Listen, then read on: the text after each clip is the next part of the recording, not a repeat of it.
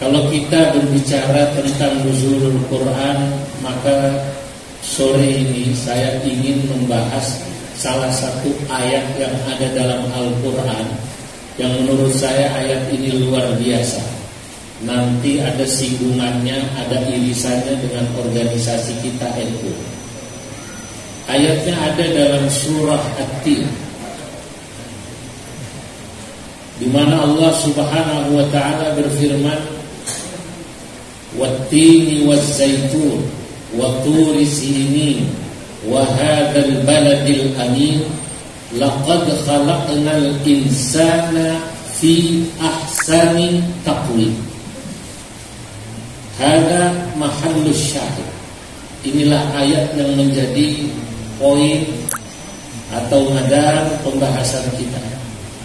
Allah Subhanahu wa taala berfirman bahwa manusia itu diciptakan dengan sebaik-baik penciptaan. Laqad khalaqnal insana fi ahsani taqwim. Umumnya ahli tafsir itu membahas tentang fi ahsani taqwim dalam ayat ini itu dari sisi jasmani. Umumnya manusia dianggap komposisinya paling sempurna dari sisi fisik.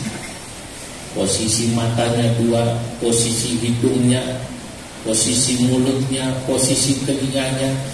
Singkat cerita, umumnya para ahli tafsir atau para ulama membahas bahwa manusia itu adalah makhluk yang dari sisi komposisi fisik paling proporsional. Kalau meminjam bahasanya Ki Musfik Amrullah, untung katanya lubang hidung kita madepnya ke bawah. Kalau ke atas, kalau musim hujan repot. Itu kata beliau. Nah, ini saudara-saudara, fi ahsani taqwim. Tapi yang menarik, Al-Imam Al-Ghazali dalam kitabnya Kimya'us Sa'adah, kimia kebahagiaan, ini luar biasa. Ada seorang ulama yang mutafanni, mutabahhir fi fununin syatta. Ada ulama yang begitu mendalam pengetahuannya dalam segala macam disiplin ilmu. Menurut saya salah satunya Imam Ghazali. Ini sekarang cari ulama seperti Al-Imam Al-Ghazali sulit. Fil ulum an-naqliyah mutafanni, mutabahhir. Dalam ilmu naqli dalam. Siapa yang tidak kenal Imam Ghazali? Menulis Al-Mahsul, menulis kitab-kitab usul fikih, menulis Al-Wasil, Al-Wajiz. Belum lagi kita tahu kitabnya yang sangat terkenal, kitab Ihya Ulumuddin, Al-Mustafa dalam usul fikih. Tapi Imam Ghazali ini adalah ulama yang punya perhatian pada ilmu akli, al-ulum al-aqliyah. Ilmu kedokteran dibaca, ilmu filsafat jagonya, ilmu kimia hebat Imam Ghazali. Sampai salah satu kitabnya dikasih nama Kimya'us Sa'adah. Saya termasuk penggemar buku-bukunya Imam Ghazali, saya baca. Saudara, kalau di bidang kedokteran, salah satu hal yang membuat saya mengatakan Imam Ghazali ini membaca teori-teori kedokteran, itu saya baca dalam Ihya, yang saya baca dalam kaji rutin saya. Teori-teori ilmu ekonomi dikutip oleh Al-Imam Al-Ghazali dalam kitab Ihya-nya Babul Muamalat. Itu luar biasa, teori hukum ekonomi. Tentang teori kedokteran misalnya, dalam Adabut Ta'am, Imam Ghazali itu luar biasa. Beliau ketika membahas etika makan, beliau bahkan bisa membaca tentang teori sosial. Kata Imam Ghazali, kalau ada orang makan dalam kitab Ihya lalu menganggap orang makan pakai tangan itu khilafus sunnah, makan pakai sendok dan pakai garpu atau pakai sumpit, terus juga pisau, kemudian dikatakan khilafus sunnah, itu berarti orang ini tidak memahami yang namanya al-awdah wa dzuruf al-mutakhayyirah. Orang ini tidak memahami kondisi yang berbeda-beda. Nabi makan pakai tangan, kata Al-Ghazali, itu karena yang memang ada di mana Nabi tinggal menuntut beliau dan sahabat makannya pakai tangan. Kenapa? Karena yang dimakan oleh Nabi korma, yang dimakan oleh Nabi roti. Kalau pakai sendok ruwet, saudara, ruwet. Makan korma pakai sendok kan ruwet. Lalu kalau ada orang makan, tidak makan pakai sendok, itu selalu dianggap sunnah Rasul, ya tidak tepat juga. Atau kalau makan pakai sendok, pakai garpu, dianggap khilafus sunnah, tidak tepat. Tergantung al-awdah, tergantung al-dzuruf, tergantung al-adat. Orang Arab pakai tangan, dan itulah orang Arab. Masya Allah, orang Indonesia yang baru-baru belajar agama, yang baru tahu hadis satu, Nabi makannya pakai sendok, langsung menganggap yang makan Nabi makannya pakai tangan, menegur orang yang makan pakai sendok, dianggap bid'ah. Dan dia memaksakan makan bakso pakai tangan, sunnah Rasul, sunnah Rasul cenah. Nah ini luar biasa. Yang menarik ini, menarik. Pas dalam adabul akli atau adabul ta'am dalam kitab Ihya, Al-Ghazali itu mengatakan demikian. Anda kalau habis makan siang boleh senderan, kaki selonjor, rileks, tidak harus langsung beraktivitas atau bergerak. Tapi kalau malam tidak boleh, tidak habis makan malam Anda harus bergerak. Kenapa? Li'anna nahara madinnatul harakah. Karena siang hari itu umumnya orang punya waktu banyak untuk masih bisa bergerak, sorenya, ba'da maghribnya. Bi khilafil lail, berbeda dengan malam hari, fa innahu madinnatus syukur. Tapi kalau sudah malam itu orang biasanya diam. Ini Al-Ghazali. Maka kata Al-Ghazali, kama qala al-atibba, beliau katakan taghadda tatamadda. Taghadda tatamadda. Habis makan siang tatamadda. Silahkan apa namanya? Selonjor. Tapi habis makan malam ta'asya tatamasya. Walau bimi'ati khutwatin kama qalahul atibba. Tapi kalau habis makan malam tatamasya, mau tidak mau Anda harus apa namanya? Jalan. Masya Allah, ini Al-Ghazali. Nah, yang menarik kitabnya ini yang Kimia Us-Sa'adah. Beliau itu menjelaskan teori ilmu kimia lalu dihubungkan dengan kita manusia. Manusia itu kata Al-Ghazali terdiri dari beberapa unsur dan komposisi. Sama seperti emas. Sebelum dia menjadi emas batangan yang bagus, menempel pada diri emas itu berbagai macam unsur.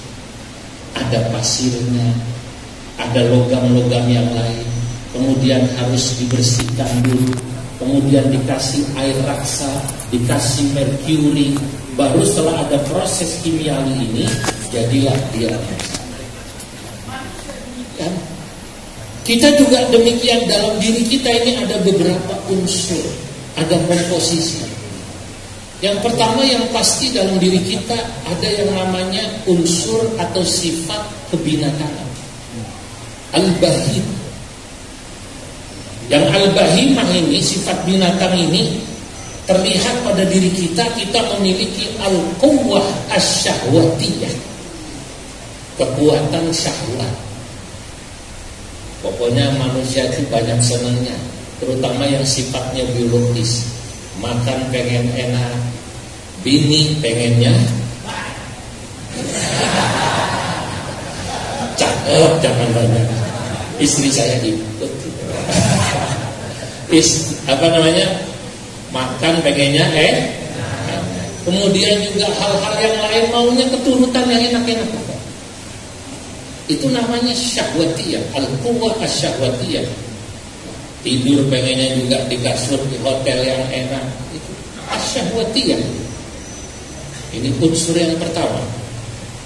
Walaupun nanti pada saat menggunakannya, kontrol apa tidaknya, dia bisa mengontrol apa tidak nanti pada unsur yang terakhir. Saya jelasin dulu unsurnya. Yang kedua, pada diri kita, kata Al-Ghazali dalam Kimya As-Sa'adah, ada sifat binatang buas yang disebut dengan al-quwwah al-ghadabiyah, kekuatan untuk emosi, marah. Kita itu kan ada unsur-unsur suka marah, apalagi disaingi. Laki-laki, perempuan, siapapun manusia nggak terima Pak kalau disaingi. Kalau agak direndahkan pasti marah. Itu manusia. Yang ketiga, dalam diri kita ada unsur, ada sifat setan. Al-quwwah asyaitaniyah. Kekuatan setan ini terlihat pada al-quwwah al-makriyah, kemampuan untuk melakukan tipu daya, kelicikan, kecerdikan. Manusia itu kan cenderung punya kecerdikan. Kalau kita cerdik, ngakalin laporan, itu berarti unsur setannya yang muncul. Laporan dipolek supaya masuk laporannya. Itu yang terlihat al-quwwah asyaitaniyah. Baru dalam diri kita ada yang namanya al-quwwah al-malakiyah, atau sifat kemalaikatan, yang itu sifat malaikat itu adalah al-quwwah al-qalbiyah, kekuatan kontrol yang namanya hati. Timbul pertanyaan, kalau tadi dalam Al-Quran Allah sebut laqad khalaqnal insana fi ahsani taqwim, Allah ciptakan manusia dalam sebaik-baik penciptaan. Penjelasannya demikian, para hadirin, para kiai, para masyayikh. Malaikat itu pada dirinya unsurnya cuma satu, khairun mahdun, murni baik, gak ada jeleknya malaikat itu. Gak punya nafsu, gak punya syahwat, gak punya kecerdikan, kelicikan, lurus, wiridan. Kalau udah ibadah terus lurus, gak ada maksiatnya. Alaiha malaikatun ghiladun shidadun la ya'sunallaha ma amarahum wa yaf'aluna ma yu'marun. Rumah yang jelek, kata anaknya, bah, keramik gak dirubah, udah gak usah, ntar aja kalau gue udah mati, lu aja yang ngebangun, kata orang Jakarta. Abah mau udah tua, ilmu akhirat. Nah, berarti ini abahnya sifat malaikatnya kuat. Begitu abah yang satu, giliran yang lain ditawarin, ibunya meninggal, bah, hanya kawin dari. Yang ini yang muncul al-quwwah, apa namanya? Asyahwatiyah. Giliran keramik katanya nggak usah diganti, giliran pamajikan mah, berarti lain-lain gitu ya. Naik turun. Kalau malaikat enggak, lurus terus. Malaikat, saudara-saudara. Sementara setan pada dirinya syarrun mahdum, unsurnya jelek semua, enggak ada bagusnya setan itu. Sementara kalau binatang, ya ada bagusnya, ada jeleknya. Pertanyaannya, kenapa kok manusia dikasih empat-empatnya? Ada barang yang jelek, ada barang yang bagus. Saudara, kata para ulama, kita bisa tahu sesuatu itu bagus karena kita tahu ada yang jelek. Sama seperti kita tahu bahwa sehat itu nikmat karena kita dikasih sakit. Kita tahu bahwa pemaaf, santun, halim. Tadi kita menyebut terus nama Halim. Orang punya sifat apa namanya? Halim, santun. Kita tahu Halim, santun itu bagus karena kita lihat ada orang yang ghadab. Manusia ketika diberi Allah Subhanahu wa taala 4 unsur, lalu kemudian dia bisa meramunya dengan baik. Kita itu kadang-kadang butuh juga itu kecerdikan setan, tapi cerdiknya saja, bukan ibunya. Kita juga butuh nafsunya binatang. Kita kalau nggak punya sifat nafsuan, nggak semangat.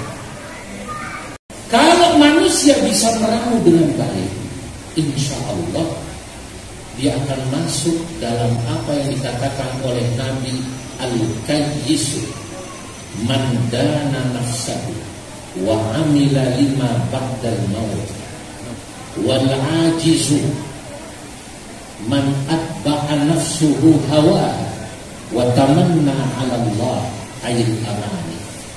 Al-Qayyisu, orang yang cerdas itu adalah orang mandana nafsahu, yang hatinya, yang unsur malaikatnya bisa mengontrol, mensupervisi nafsunya, unsur binatangnya, unsur setannya. Karena memang manusia, selama dia masih bernama manusia, pasti punya nafsu. Walaupun tadi saya beri contoh, sama-sama sudah sepuh, nafsu lain-lain. Begitu ditanya, bah rumahnya diterangi, enggak mau. Udah enggak nafsu kalau ngerami ke rumah. Begitu istrinya meninggal, bah ayang kawin deui, ayang mau lah. Berarti masih ada nafsu. Ya tidak salah juga namanya mano. Yang hebat itu, yang unsur malaikatnya bisa mengontrol unsur nafsu. Kenapa? Karena dia berpikir wa amila lima ba'dal maut.